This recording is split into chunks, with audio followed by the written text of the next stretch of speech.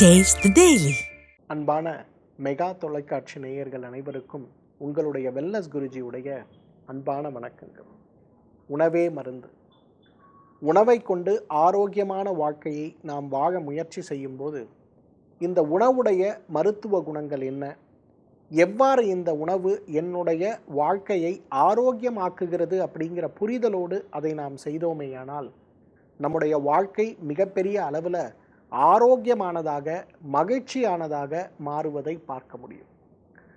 பொதுவாக நம்ம வீடுகளில் இருக்கக்கூடிய 3 வாசனை பொருட்கள், சுக்கு, மிளகு, திப்பலின்னு சொல்லக்கூடிய 3 பொருட்கள், திரிகடுகு அப்படின்னு சொல்லக்கூடிய அழகான அந்த பொருட்கள். இந்த திரிகடுகு அப்படிங்கிறது இன்றைக்கு காயகல்பமாக எவ்வாறு திரிபலான்னு சொல்லக்கூடிய 3 பழங்கள் இன்றைக்கு நம்முடைய ஆரோக்கியத்தை மேம்படுத்த உதவுகிறதோ, அதே போல் கடுமையான காரச்சுவை இருக்கக்கூடிய இந்த 3 பொருட்களும் ஒன்றாக சேரும்போது ஒரு மிகப்பெரிய காயகல்ப மருந்தாக மாறிவிடுவதை நம்ம பார்க்கிறோம். இன்றைக்கு திரிகடுகு அப்படின்னு வரும்போது சுக்கு, மிளகு, திப்பலி இது 3ஐயும் தனித்தனியாக எடுத்து அரைத்து தனித்தனியாக சலித்து ஒரே எடையில் ஒன்றாக சேருகின்ற அந்த ஒரு மூலக்கூறுக்கு தான் நம்ம திரிகடுகு அப்படின்னு சொல்லுவோம். ஆனால் திரிகடுகு அப்படிங்கிறது எப்படி செய்யணும்னா, வாதம் சார்ந்த உடலமைப்பை கொண்டிருப்பவர்கள் இந்த மிளகு 50 கிராம் அளவுக்கும் திப்பலி மற்றும் சுக்கு 25 கிராம் அளவுக்கு எடுத்துக்கணும். பித்தம் சார்ந்த உடலமைப்பை கொண்டிருப்பவர்கள் சுக்கு 50 கிராம் அளவுக்கு எடுத்துக்கணும், மற்ற இரண்டையும் 25 கிராம் அளவுக்கு எடுத்துக்கணும். கபம் சார்ந்த உடலமைப்பை கொண்டிருப்பவர்கள் திப்பலியை 50 கிராம் அளவுக்கு எடுத்துக்கணும், மற்ற இரண்டையும் 25 கிராம் அளவுக்கு எடுத்துக்கணும். ஸோ இந்த மாதிரி அளவீடுகளில் வாத உடம்பு, பித்த உடம்பு, கப உடம்புங்கிறத புரிஞ்சு இந்த வகையில் நாம் இந்த திரிகடுவை தயார் செய்து அல்லது வாங்கி நம்ம சாப்பிட்றோம் அப்படின்னா இந்த திரிகடுகுவே மிகப்பெரிய காயகல்ப மருந்தாக செயல்பட்டு நம்முடைய ஆரோக்கியத்தை மேம்படுத்தி விடுவதை பார்க்கலாம். அந்த அளவுக்கு மிகப்பெரிய அளவு நல்ல பயன்களை கொடுக்கக்கூடிய, சீரான சிறப்பான பயன்களை கொடுக்கக்கூடிய ஒரு அருமருந்து தான் இந்த திரிகடுகு. முதலாவது ஜீரண மண்டலம் அப்படிங்கிறதுல அப்சார்ப்ஷன் அப்படிங்கிறது ரொம்ப முக்கியம். நான் கீரை சாப்பிட்றேன், பழங்கள் சாப்பிட்றேன், காய்கறிகள் சாப்பிட்றேன், உலர் பழங்கள் சாப்பிட்றேன், சத்து மாத்திரைகள் சாப்பிட்றேன், எல்லாமே சாப்பிட்றோம். அப்புறம் ஏன் உடம்பு ஆரோக்கியமாக இல்லை? அப்போ நம்ம சாப்பிட்ற உணவில் இருக்கக்கூடிய சத்துக்கள் முழுமையாக நம்ம உடம்பில் சேர்ந்துருக்கா அப்படிங்கிற ஒரு கேள்வி நம்ம மனதில் வருதுல்ல. இந்த கேள்விக்கான பதில், இந்த கேள்விக்கான விடை தான் இன்றைக்கு திரிகடுகுவை சொல்லணும். மேல் அப்சார்ப்ஷன் சிண்ட்ரோம், அதாவது உண்ணக்கூடிய உணவில் இருக்கக்கூடிய சத்தை உடல் கிரகிக்க முடியாமல் இருக்கக்கூடிய நோய்க்கு தான் மேல் அப்சார்ப்ஷன் சிண்ட்ரோம்னு சொல்கிறோம். இன்றைக்கு நிறைய மருத்துவ ஆராய்ச்சிகளில் மருத்துவ அறிஞர்கள் திகைப்படைந்து போயிருக்கக்கூடிய ஒரு நோய் என்னன்னு பார்த்தீங்கன்னா, புற்றுநோயோ இதய நோயோ சர்க்கரை நோயோ கிடையாது. இந்த மேல் அப்சார்ப்ஷன் சிண்ட்ரோம் சொல்லக்கூடிய இந்த தேய்வு நோயை பற்றி தான். அப்படின்னா ஏன் இதை பார்த்து நம்ம பயப்படுறோம்? இப்போ உடம்புல ஒரு நோய் வருதுன்னா நான் மருந்து கொடுக்குறேன், அந்த மருந்தை உடம்பு உறிஞ்சாத்தானே என் உடம்புல இருக்கக்கூடிய நோய் குறையும். உடம்பில் இரத்த குறைபாடு வருது, நான் இரத்தத்திற்கான சத்து மாத்திரைகளை கொடுக்குறேன், அது உடம்புக்குள்ளே போய் ஒன்றாக சேர்ந்தால் தானே என்னோட உடம்பில் இருக்கக்கூடிய சத்து குறைபாடு குறையும், நான் உடம்பை ஆரோக்கியப்படுத்திக்க முடியும். ஆனால் இந்த உறிஞ்சுகின்ற தன்மையை உடம்பு இழக்க ஆரம்பிக்கும்போது இறைவன் கொடுத்திருக்கின்ற அமிர்தத்தை சாப்பிட்டால் கூட நம்முடைய நோய்த்தன்மை தீராது அப்படின்னு சொல்லக்கூடிய ஒரு நோய் தான் இந்த மேல் அப்சார்ப்ஷன் சிண்ட்ரோம்.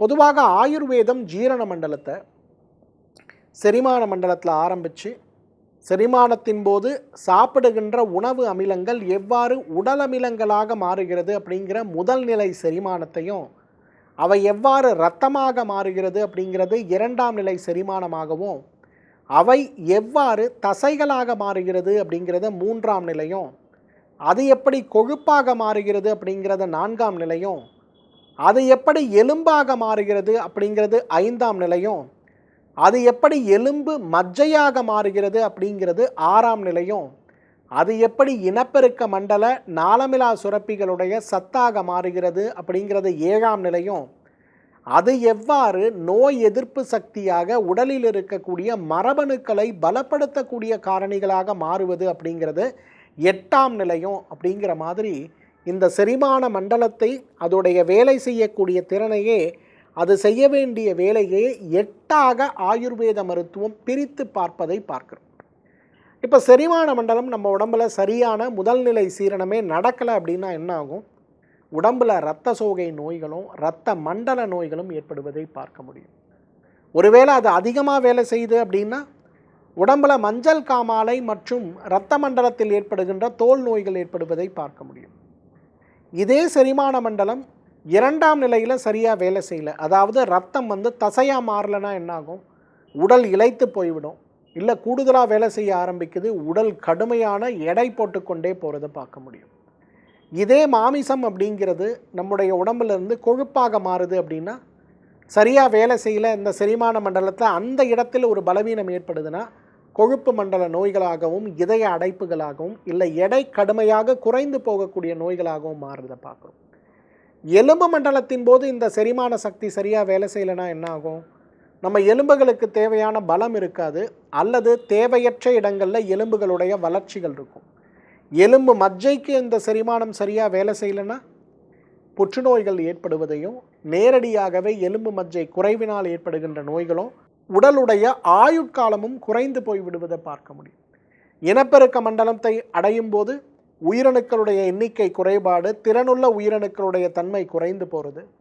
பெண்களுக்கு வரும்போது அதே போல ஏற்படுகின்ற மாதவிலக்கு கோளாறு, குழந்தையின்மை நோய் அப்படிங்கிறது ஏற்படுவதை பார்க்க முடியும். நோய் எதிர்ப்பு சக்தி மண்டலம், நாளமிலா சுரப்பி மண்டலங்கள்லையும் இதே மாதிரி சிரமங்கள் ஏற்பட்டு உடலை மிக கடுமையாக பாதித்து விடுவதை பார்க்கிறோம்.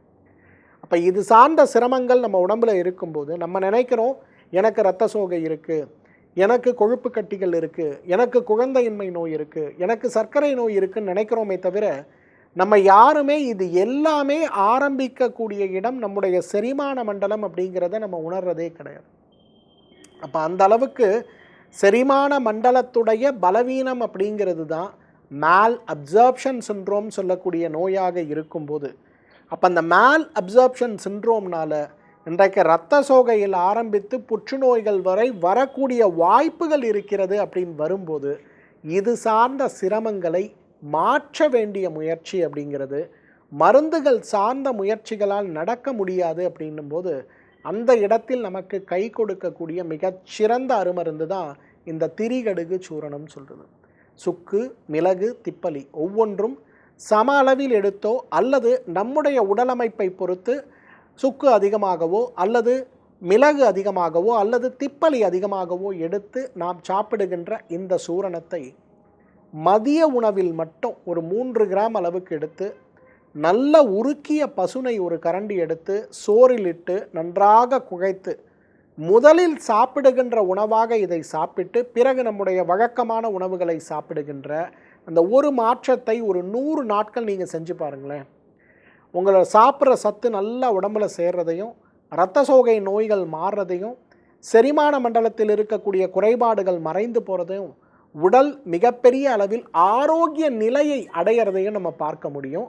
அந்த அளவுக்கு உடலில் பெரிய மாற்றத்தை உருவாக்கி ஆரோக்கியத்தை நன்கக்கூடிய மிகப்பெரிய அருமருந்துகளில் குறிப்பாக மேல் அப்சார்ப்ஷன் சிண்ட்ரோம்னு சொல்லக்கூடிய குழந்தைகளுக்கு முதல் வயதானவர்கள் வரை ஏற்படக்கூடிய இந்த நோயை நீக்குகின்ற தன்மை இந்த திரிகடுகு சூரணத்துக்கு இருக்குது அப்படிங்கிறத நம்ம புரிஞ்சுக்கணும்.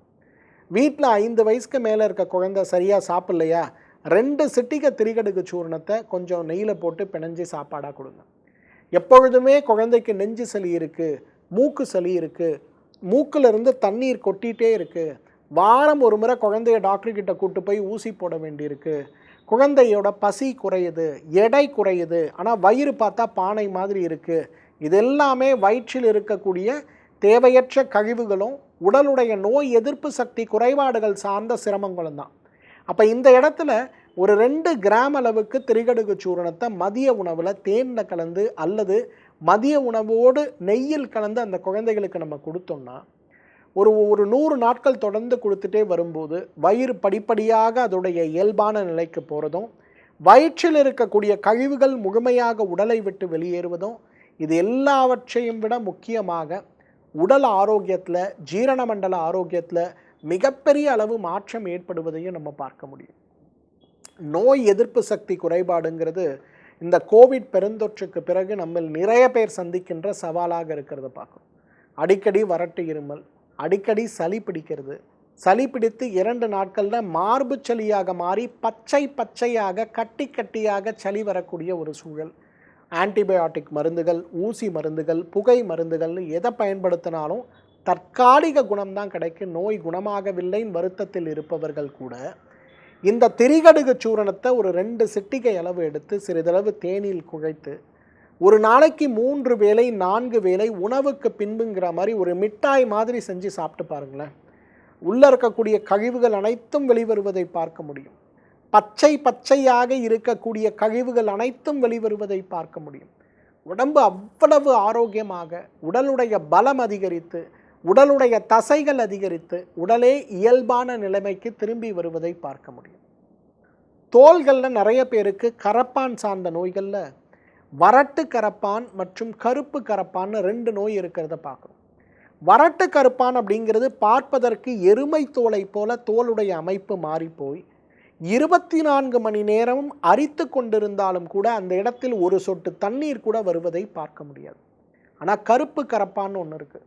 மாலை நேரங்களில் வீட்டுக்கு வந்த உடனே அந்த இடத்துல கையை வச்சு அரிச்சு அந்த இடத்துல கடைசியில் தண்ணீராக கொட்டக்கூடிய ஒரு நிலை வரதையும், அதன் பிறகு ஒரு அரிப்பு ஒரு 3 மணி நேரம் 4 மணி நேரம் எரிச்சல் உள்ளது, ஆனால் அரிப்பு இல்லைங்கிற அளவுக்கு இருக்கிறதையும், அதே திருப்பி இரவு ஒரு 12 மணி 1 மணிக்கு மீண்டும் ஆரம்பிக்கின்ற அரிப்பு தூங்க விடாமல் காலில் சீப்பை கொண்டு சொறிவது, கத்தியை கொண்டு சொறிவதுன்னு சொரிஞ்சு காலெல்லாம் புண்ணாக இருக்கக்கூடிய அந்த நிலையில் அந்த அரிப்புடைய தன்மையை குறைப்பதற்கு இந்த திரிகடுகு சூரணம் மிகப்பெரிய அருமருந்துன்னு சொல்லுவோம். இந்த திரிகடுகு சூரணத்தை ஒரு 3 சிட்டிகை அளவுக்கு காலை ஒரு வேளை, மதியம் ஒரு வேளை, இரவு ஒரு வேளை நம்ம எடுத்துக்கொள்ளும் போது, தேனில் கலந்து குழைத்து எடுத்துக்கொள்ளும் போது, ரொம்ப உடல் பித்த உடம்பாக இருக்குன்னா தேனுக்கு பதிலாக நெய்யில் கலந்து இதை நாம் எடுத்துக்கொள்ளும் போது நம்முடைய ஆரோக்கியம் மிகப்பெரிய அளவில் மேம்படுவது மட்டுமல்ல, இந்த சிரமங்கள் படிப்படியாக குறைந்து கொண்டே வருவதையும் நம்ம பார்க்க முடியும். இன்றைக்கு திரிகடுகு சூரணத்தை மற்றும் ஒரு மிகப்பெரிய ஒரு அருமருந்தாக நாம் பார்ப்பதற்கு காரணம் என்ன தெரியுமா? புற்றுநோய், குறிப்பாக காயங்களை ஏற்படுத்துகின்ற புற்றுநோய்க்கு திரிகடுகு சூரணம் மிகப்பெரிய ஒரு மருந்துன்னு சொல்லலாம். எங்கெல்லாம் நமக்கு காயங்கள் ஏற்படுகிறதோ, எங்கெல்லாம் காயங்களில் அழுகிய நீர் வடியக்கூடிய ஒரு நிலை இருக்கிறதோ, எங்கெல்லாம் அந்த துர்நாற்றத்தை வீட்டில் இருப்பவர்கள் பொறுத்து கொள்ள முடியவில்லைன்னு சொல்லக்கூடிய அளவுக்கு அழுகுகின்ற புண்ணாக அவை மாறி இருக்கிறதோ, அங்கெல்லாம் இந்த திரிகடுகு சூரணம் மிகப்பெரிய ஒரு அருமருந்து, அமிர்தம்னே சொல்லலாம். ஏன்னா அந்த அளவுக்கு அந்த இடத்தில் இருக்கக்கூடிய காயங்களை ஆற்றுவதற்கும், துர்நாற்றத்தை தவிர்ப்பதற்கும், நோயை குணமாக்குவதற்குமே திரிகடுகு மிகச்சிறந்த மருந்துன்னு சொல்லலாம். திரிகடுகு சூரணம் என்னதான் சிறப்பான மருந்தாக இருந்தாலும் கூட அதிக சூடு தன்மை இருக்கக்கூடிய மருந்து. அப்போ நம்ம எப்படி சேஃபாக திரிகடுகு சூரணத்தை நம்ம ஆரோக்கியத்திற்காக பயன்படுத்தணும்னா, மதியம் சாப்பிடுகின்ற வேளையில் ஒரு கரண்டினா 3 கிராம் அல்லது 5 கிராம் அளவுக்கு இந்த திரிகடுகு சூரணத்தை எடுத்து உருக்கிய நெய் ஒரு கரண்டி போட்டு நன்றாக பிணைந்து முதல் உருண்டையாக அந்த திரிகடுகு சூரணம் நெய் சேர்த்த கலவையை சாப்பிட்டு பிறகு வழக்கமான நம்ம உணவுகளை சாப்பிடுகின்ற இந்த ஒரே ஒரு பழக்கத்தை, மாற்றத்தை ஒரு 100 நாட்களுக்கு செய்தீர்களேயானால் நம்மாலும் ஆயுள் முழுவதும் நோயற்ற வாழ்க்கை வாழ முடியும். மீண்டும் மற்றொரு நிகழ்ச்சியில் உங்களை சந்திக்கிறேன். அதுவரை உங்களிடமிருந்து விடைபெறுவது உங்களுடைய வெல்னஸ் குருஜி. நன்றி, வணக்கம். Taste the Daily.